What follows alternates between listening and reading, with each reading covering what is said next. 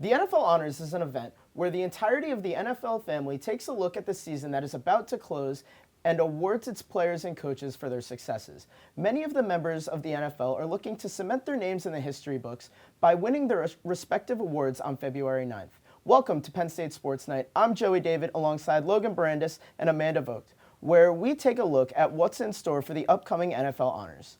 With many of these awards not having definite winners, there is still time to debate. So, starting with you, Logan, just start with the main award, what that everybody has their eyes on. Who do you think is going to win the MVP? The nominees are Patrick Mahomes, Joe Burrow, Jalen Hurts, Josh Allen, and Justin Jefferson. Well, Joey, those are really 5 good nominees, but I'm going to start out this segment with really a not-so-hot take, and Patrick Mahomes, he has earned his second MVP this season, and the storyline was written before the season, way back in March. Tyreek Hill, the top receiver on the Chiefs, one of the top playmakers in the NFL, getting traded to the Miami Dolphins. And the Chiefs don't really add too many notable changes. They get Marquez Valdez-Scantling, Juju Smith-Schuster to kind of replace the production that Tyreek Hill got. Neither of them really lived up to that, but Mahomes goes out, has probably his best season as a pro so far. Over 5,200 passing yards, well over 40 touchdowns, and he still led the Chiefs to a number 1 seed in the AFC, and the AFC seen as a really dominant conference right now with some teams like the Bills-Bengals, both of which have MVP nominations right now. Mahomes definitely putting up a really good season for Kansas City. The storylines are there. Jalen Hurts had a really good season in his own right, and he deserves a lot of credit where it's due. Those two sides will meet up in the Super Bowl very soon, so we'll see if Mahomes can live up to that expectation. Well, I'm going to go with Jalen Hurts. I'm going to give him the credit here. He put up great numbers, earned the Eagles the spot in the Super Bowl. And, I mean, he's the Eagles' most valuable player because when he left, they took 2 losses. And that's because Gardner Minshew gave up the ball 3 times with 3 interceptions in those 2 games when Hurts has only had 6 the entire season. So that's a pivotal thing for the Eagles to have, the ball in their possession majority of the time. And if they're down, I would rely on Jalen Hurts to bring the team all the way down there to score late. And I mean, they might have to do that in the Super Bowl because they're playing with Patrick Mahomes, who can ball out. These 2 quarterbacks can ball out, and he can rush the ball too. He's a dual threat, not as big as a rushing quarterback as players like Josh Allen, but it's still a threat that will keep the defenses on their toes, and he has proved that all season long. So that's why I think he has a high probability of taking home this award. I definitely agree. I think those are the 2 top candidates, and those are the 2 right candidates. And I think this would be a lot closer than people thought if Jalen Hurts didn't go down with both of those injuries. And also, just the fact that the MVP curse is a thing. I don't think Eagles fans want to see Jalen Hurts win it because that could mean they lose the Super Bowl and vice versa for the Chiefs. But now we're going to look down to Offensive and Defensive Player of the Year. Offensive, starting with Justin Jefferson, Tyreek Hill, and then the 2 quarterbacks we named earlier, Patrick Mahomes and Jalen Hurts. And then on the defensive side of the ball, we have Nick Bosa, Chris Jones, and Micah Parsons. So, Amanda, I'll start with you. Who do you think is going to take home the Offensive Player of the Year? Well, because the MVP is so quarterback-focused, I think that it's only fair that a wide receiver gets the Offensive Player of the Year award. So I'm going to have to go with Justin Jefferson.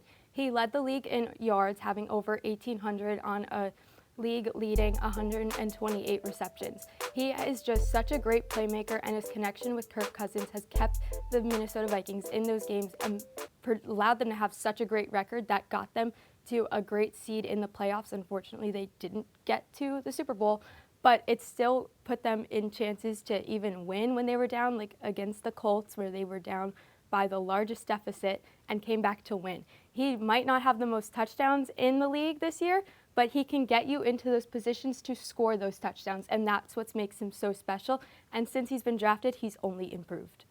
Yeah, I'm going to take a look at another guy who's improved every single year he's been in the league, and Nick Bosa for Defensive Player of the Year. And this is something I probably wouldn't have said maybe halfway through this season because Micah Parsons was on a warpath in his second year as a pro, and he still got to a finalist role for this award, but the way Nick Bosa just turned things on later in the season, eventually in the playoffs, the Niners made a pretty deep run themselves. It's pretty impressive as Bosa led the league in sacks with over 18 on the year, and he was on a 49ers defense, which was viewed as one of the best in the NFL, and really got them to that NFC Championship game. And Chris Jones deserves a lot of credit as well, as probably one of the best interior defensive linemen in the league. He had a career year himself, and Quinnen Williams, you could argue, maybe in that spot, but Jones definitely deserved that spot as well. And Bosa definitely made his mark, his second consecutive season with over 15 sacks after suffering a torn ACL at the start of the 2020 season. And his future, it's really bright on the San Francisco defense. Yeah, I have to agree, and I love that take on Quinnen Williams, because if you look at the snap counts, Quinnen Williams had a better pound-for-pound season than Chris Jones, maybe a name that should be on there, and Micah Parsons is going to be due in a couple years for one of these awards. And now, let's have the most fun for the three of us we have here. Offensive Rookie of the Year, we have Brock Purdy, Kenneth Walker, and Garrett Wilson. On Defensive Rookie of the Year, Ahmad Gardner, Tariq Woolen, and Aiden Hutchinson. Who do you guys have winning this one? Well, Joe, you set the scene well right there, and we talked about Quinnen Williams. Well, the Jets they're only taking more flight from here. I'm going to start out with the offensive award with Garrett Wilson, and really the quarterback issue the Jets had says it all for why he deserves to win this award. Mike White, Joe Flacco, Zach Wilson, definitely not the trio you want to have when you're trying to make a playoff run like the Jets did for most of the season. But Garrett Wilson still managed to ball out despite all that going on, all that drama going on in the quarterback room. Wilson, well over 1,000 receiving yards in his first year as a pro, 80 receptions, only 4 touchdowns, but the quarterback issue kind of plays a role into that. And Wilson had some pretty big games for the Jets this season. His comeback effort against the Browns, where he caught the game-winning reception to get the Jets a miraculous win. He had a great game against the Bears as well, and Mike White's coming out party, and also in the Jets' lone win against the Bills this year. Wilson was a game wrecker offensively in his first year as a pro. He was the second receiver taken, right behind Drake London, who went a few picks earlier than him to the Atlanta Falcons, and Wilson definitely looked like the best out of the bunch after the season. Well, of all the nominees for Defensive Rookie of the Year, Ahmad Gardner is definitely the sauciest. He led all cornerbacks in the league with 20 passes deflected, which is just outstanding for a rookie. Coming out of the University of Cincinnati, he proved to live up to the hype, and not many people get sauces by Buffalo Wild Wings. So he has just been dominant.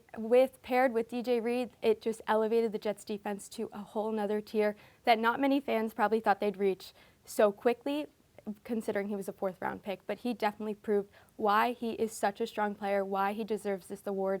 And while there are other great candidates mentioned, I think just sauce outruns them. Now I have to say those are really some saucy picks.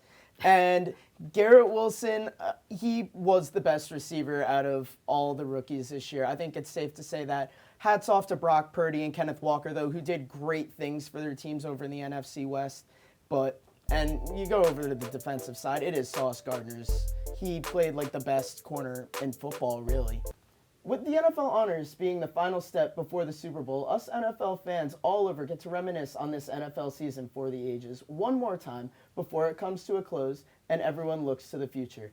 Thank you for tuning into this edition of Penn State Sports Night. For Logan Bourandas and Amanda Vogt, I've been Joey David. Have a great night. Hey everybody, thank you for tuning into this edition of Penn State Sports Night. We hope you liked that segment. And we're sure there's other Penn State Sports Night segments that you are going to love as well. Be sure to subscribe to our YouTube channel for more content. And check us out on social media for updates and behind-the-scenes clips and pics. Follow us on Twitter at PSSN TV and on Instagram at PSU Sports Night to keep up with all the action. For all of us here at the Belisari Media Center, we are Penn State Sports Night.